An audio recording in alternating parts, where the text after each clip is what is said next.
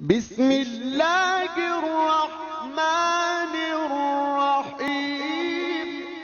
خواتین کو جو ہر مہینے خون آتا ہے نا، بلڈ آتا ہے، جب عورت کو پریگننسی ہوتی ہے تو یہ بلڈ کیا ہو جاتا ہے؟ رک جاتا ہے۔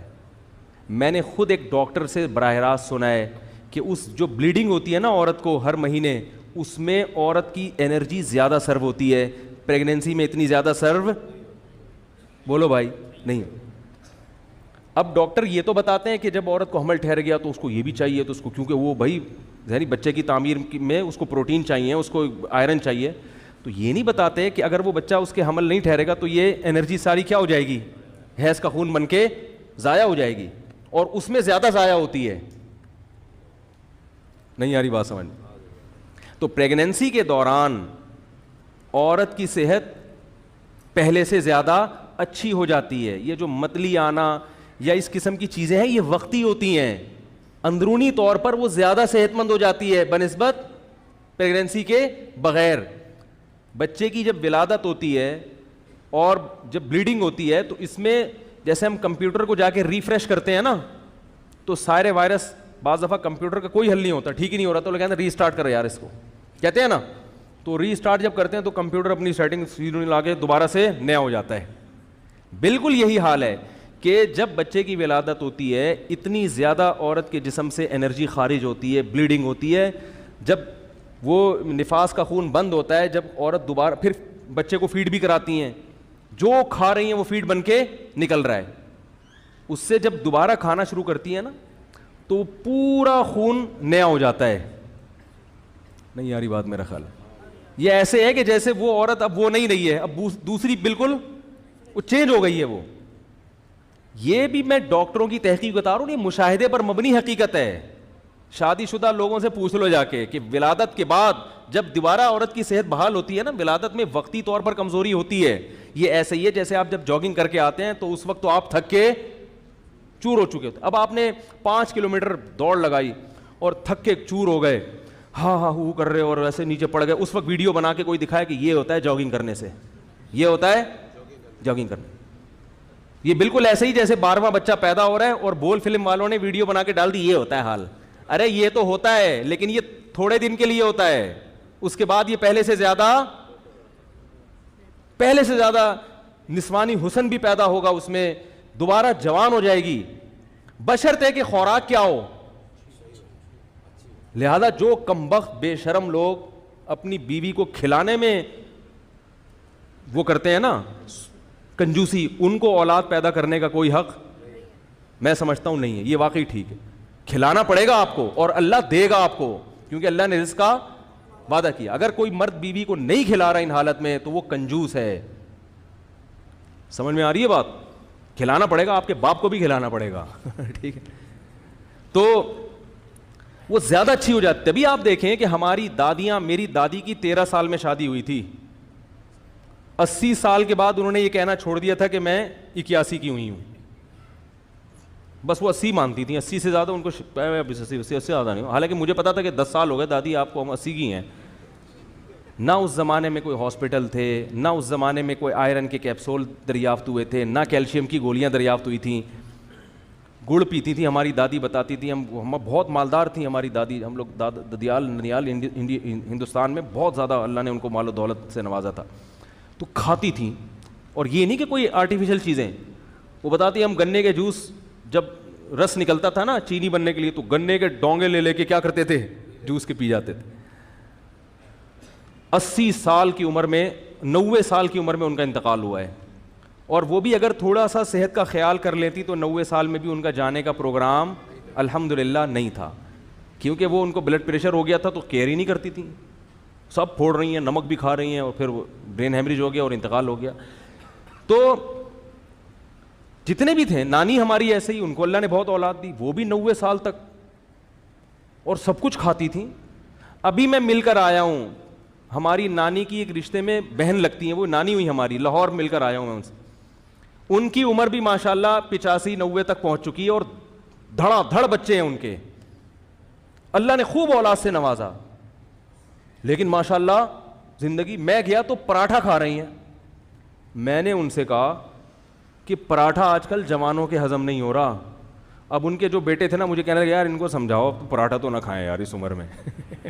تو انہوں نے کہا بیٹا بچپن سے عادت پڑی ہوئی ہے, پراٹھے کے بغیر مزہ نہیں ہے. تو بد پرہیزی کر کے یار 90 سال نکال لیے انہوں نے, اور آپ یہ باتیں کر رہے ہو کہ جناب یہ تو یہ نیچرل نہیں ہے. حمل روکنا, عورت کا پریگنینسی کے عمل سے گزرنا اور بچہ پیدا کرنا یہ نیچرل ہے. نہیں آ رہی بات میرے خیال. ہاں کوئی عورت اگر واقعتاً کمزور ہے, تو جیسے کوئی اگر واقعتاً کمزور ہو تو ہم اسے جم جانے سے منع کر دیتے ہیں کہ یار ابھی تمہاری پسلیاں میں بالکل بھی گوشت نہیں ہے, تم نے اگر جاگنگ کی تو بالکل کیا ہو جاؤ گے. ارے بولنے میں پابندی لگائی ہے گورنمنٹ نے. بھائی بعض کیس ایسے آتے ہیں میرے سامنے. اب ہمارے جامعہ میں ایک طالب علم ہے, غیبت اس لیے نہیں کہ آپ لوگ جانتے نہیں, وہ ایسا باریک ہے بالکل باریک نا. مجھے کہہ رہا تھا میں صبح صبح جاگنگ کروں گا. میں نے کہا آپ جس جاگنگ کی نا تو صرف کرتا اور شلوار رہ جائے گا. آپ نے اگر جاگنگ کی تو صرف کرتا اور شلوار رہ جائے گا, صرف کرتا اور شلوار رہ جائے گا. آپ جاگنگ نہ کرو, کیونکہ وہ انرجی یوٹیلائز ہوگی, پھر کھاؤ گے لگے گا. لیکن ایسے نہیں لگتا کہ ادھر کھایا ادھر گوشت پیدا ہو گیا, وہ لگنے میں کہیں انا للہ ہی نہ ہو جائے. صحیح ہے نا. تو کچھ یوٹیلائز ہونے کے لیے بھی تو کچھ فیٹ ہونا چاہیے نا. ڈاکٹر کہتے ہیں جاگنگ وہ کرے جس میں پہلے سے تھوڑی سی چربی ہو, وہ گھلے گی تو پھر آپ کھاؤ گے تو ریکوری ہوگی.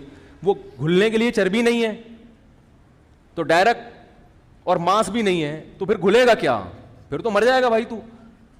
وہ ہمارے ایک دوست تھے بہاری, باتوں میں ماشاءاللہ بڑے تیز ہوتے ہیں, یہاں بھی بیٹھے ہیں معذرت کے ساتھ. وہ بھی ایسے ہی باریک تھے نا, گوشت نہیں تھا. تو ایک دن بائک سے نیچے گرے اور کئی چوٹیں لگی ان کو. تو میں نے ان سے کہا یار اتنا گرے نہیں جتنے چوٹیں لگیں. کہہ رہے ہیں اصل میں لوگ گرتے ہیں تو پہلے چربی پہ چوٹ لگتی ہے, پھر اندر سے گوشت تک پہنچتی ہے, پھر ہڈی پر آتی ہے. کہہ رہے ہمارے پاس یہ آپشن ہے ہی نہیں. ہمارے پاس یہ آپشن ہے ہی نہیں. تو اگر کوئی عورت واقعتاً اتنی کمزور ہے, جیسے کہ عام طور پر ایسا ہوتا نہیں, جیسے کہ نوجوان لڑکے زیادہ تر تو جم جاتے ہیں, زیادہ تر تو جاگنگ کرنے کے قابل ہوتے ہیں. ہاں 100 میں کوئی 1-2 ایسے بھی ہوتے ہیں کہ جو بہت ہی کمزور ہوتے ہیں. تو اگر کوئی عورت واقعتاً اتنی کمزور ہے, پھر حمل روکنا جائز بھی ہے. جائز تو ہے, یعنی مناسب بھی ہے. پھر اس کو یہ مشورہ دیا جائے گا بھائی پہلے کیا ہونا چاہیے, بیگم کی صحت اس قابل ہو کہ وہ حمل کا تحمل کرے. اسی وجہ سے صحابہ کرام بعض دفعہ حمل روکتے بھی تھے. بعض لوگ یہ بھی کہتے ہیں کہ صحابہ سے بھی تو حمل روکنا ثابت ہے, یہ جدید مولویوں نے کیا. تو صحابہ حمل اس لیے نہیں روکتے تھے کہ بچے کم ہوں, 2 وجہ سے حمل روکتے تھے. یا تو سفر میں ہے بیوی, سفر میں حمل ٹھہر گیا تو ظاہر ہے وقتی طور پر طبیعت خراب ہوتی ہے, وقتی طور پر الٹیاں آنا, سر چکرانا, یہ سب چیزیں ہوتی ہیں. تو سفر میں انسان یہ چیزیں افورڈ نہیں کر سکتا, تو اس کے لیے مقام ہونا چاہیے. حج پہ گئے ہوئے وہاں یہ ہو گیا تو بڑا مسئلہ ہو جاتا ہے. حج پہ تو بہت پیدل چلنا پڑتا ہے, پھر پتہ نہیں وقت پہ کھانا ملے نہ ملے. تو سفر میں صحابہ کرام حمل روکنے کی تدبیر وقتی طور پر اختیار کیا کرتے تھے, جس کو عزل کہا جاتا ہے.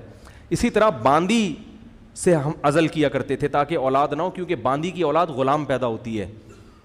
بیویوں سے عزل نہیں کرتے تھے سوائے ایسی صورت کے جو میں نے آپ کو بتایا کہ سفر میں ہے, اس طرح کی کوئی کنڈیشن ہوتی تھی. تو اس طرح اگر کوئی واقعی کمزور ہے بہت زیادہ, اور ڈاکٹر جو واقعی صحیح ڈاکٹر ہے, ڈاکٹروں بیچارے نے بھی وہ ایسا لگتا ہے کہ وہ لوگوں کو نیچر کے خلاف لے کے جا رہے ہوتے ہیں, تو واقعی اگر ثابت ہو جائے تو وقتی طور پر حمل روکا جا سکتا ہے کہ بھائی جب تھوڑی صحت اچھی ہو جائے گی تو پھر اس کا فائدہ ہوگا. جیسے وقتی طور پر جم جانے سے بھی روکا جا سکتا ہے. اس کا یہ مطلب نہیں کہ جم جانا صحت کے لیے خراب ہے. جم جانے والوں کی عمریں لمبی ہوتی ہیں. اگر آپ تمیز سے جم جا کے ایکسرسائز کرتے رہو اور پھر تمیز والی چیزیں کھاتے بھی رہو, 90 سال تک بھی ویٹ لفٹنگ کرتے رہو گے. تو اسی طرح جو عورتیں یعنی چاہتی ہیں کہ ہماری فٹنس برقرار رہے, توندے نہ نکلیں, جوانی برقرار رہے, موٹاپا نہ آئے, تو ان کو اولاد کثرت سے پیدا کرنی پڑے گی, پھر فٹ رہیں گی. اور آپریشن سے بولو بھائی بچنا پڑے گا. نارمل ڈیلیوری ہونی چاہیے. آپریشن بھی عورت کی صحت کو برباد کر دیتا ہے. آپریشن سے کیسے بچیں, کیونکہ ڈاکٹر تو بہت سارے قصائی بن کے بیٹھے ہوئے ہیں. کچھ کیس ایسے ہوتے بھی ہیں کہ جن میں آپریشن نہیں کیا تو معاملہ خراب ہو جاتا ہے, لیکن وہ کچھ ہی ہوتے ہیں, اتنے نہیں ہوتے جتنے آج کل ہو رہے ہیں. تو اس کے لیے بڑی اچھی ایک کسی نے تجویز دی ہے کہ گورنمنٹ کو چاہیے کہ وہ ہسپتالوں میں قانون بنائے کہ جو آپریشن سے بچہ پیدا ہوگا اس کے صرف 5,000 فیس ہوگی, نارمل ڈیلیوری کے 50,000 لیں گے. خود بخود ڈاکٹر کس پہ آ جائیں گے. ابھی ڈاکٹروں کو نفع نظر آ رہا ہوتا ہے آپریشن